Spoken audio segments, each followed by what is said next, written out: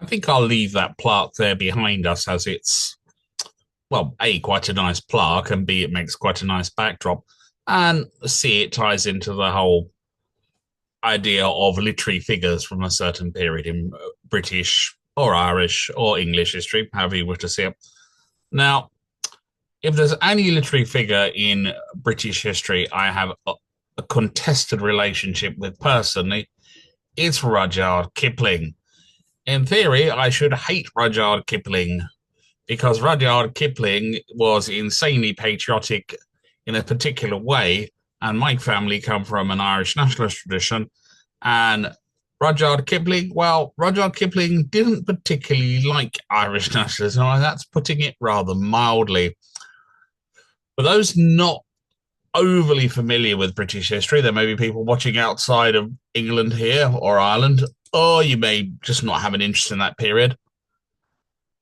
The 1912 Ulster Covenant was basically a period in where there was a massive sort of uproar in Ireland, where thousands of Ulstermen signed the Solid League and Covenant to resist Home Rule. Now, I'll get back to that when I go into Kipling in further depth, but I want to set the stage for why I find Kipling annoying, but I also like him as a writer, and it's always in tension for me when I read him.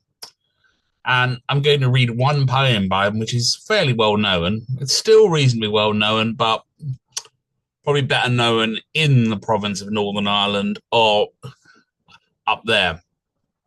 Basically, Ulster 1912. Their webs shall not become garments, neither shall they cover themselves with their works. Their works are works of iniquity, and the act of violence is in their hands.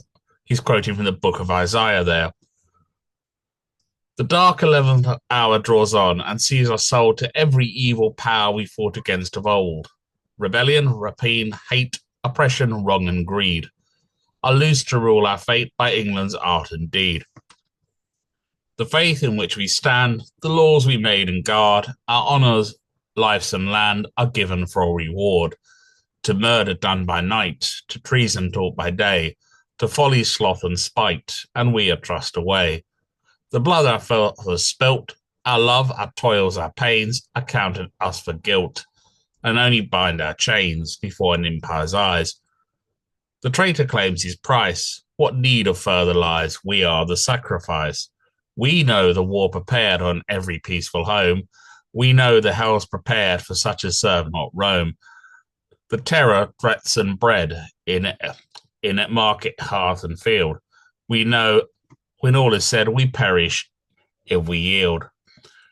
Believe we dare not boast, believe we dare not fear. We stand to pay the cost in all that men hold dear. What answer from the north? One law, one land, one throne.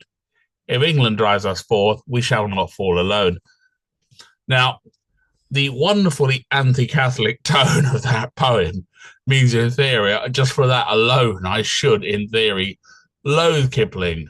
But yet, you can't help, once you read Kipling, see that there are deep insights into human nature. And you simply can't get away from it. Even with his whole condescending attitude towards the natives, other issues that made him, well, out of fashion. When I was a kid, he was so out of fashion that they just simply took him off the school curriculum at points, which I thought was rather stupid because we should be confronting authors we don't agree with, because we're not always going to agree with everyone. And if we can't defend our point of view and we only confront people we agree with, we're going to have fluffy cotton wool thinking, which means we'll be easy to knock down. And yet, at the same time, Kipling was also a man who had a certain degree of empathy with his opponent. As I mentioned at the end of my last video, when his son died in World War One, Kipling didn't just say to the Catholic soldiers who died with him, "Oh, you're all Catholics, I don't care. You're all papists, scum, you can all bugger off." He actually helped to pay for loads of funeral masses and headstones, so he becomes frustratingly difficult to deal with and awkward to sum up. And his literature regarding the Irish is equally awkward to sum up. he deploys them in it in odd and strange ways on the pages. But that's something where I'll have to go and get quotes. And he changed how he did it throughout his career.